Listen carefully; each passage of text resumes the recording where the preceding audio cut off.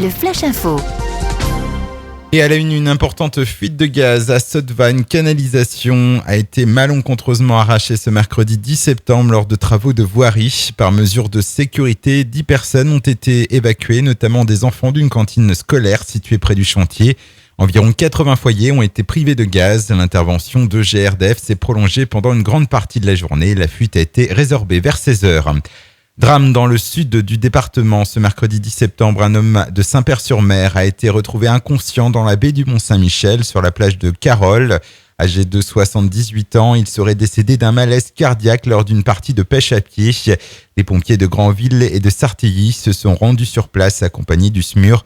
Malgré une prise en charge par les secours, l'homme n'a pu être réanimé. Fait divers, la brigade motorisée urbaine a interpellé hier dans la rue des Fossés à Cherbourg un homme de 29 ans, alcoolisé au moment des faits, ayant menacé un autre homme avec un couteau. Selon les informations recueillies sur place, le litige pourrait naître de violences commises par l'homme de 29 ans sur son propre chien. La victime aurait alors tenté de récupérer l'animal pour le protéger des coups. L'agresseur a été placé en garde à vue. Une enquête a été ouverte par le commissariat. Nucléaire, un transport ferroviaire de déchets métalliques compactés et de déchets vitrifiés issus de l'usine de la Hague a été organisé hier matin au départ du terminal ferroviaire Areva de Valognes. Les emballages ont pour destination un site d'entreposage en Suisse. Ce transport s'inscrit dans le cadre du contrat de traitement recyclage entre Areva et les électriciens suisses.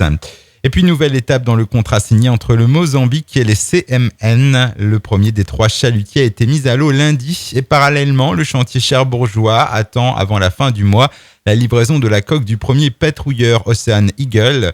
2 autres coques de ce type encore en construction seront respectivement livrées à Cherbourg à la mi-novembre et à la mi-janvier. Le premier patrouilleur devrait être livré début 2016 au Mozambique.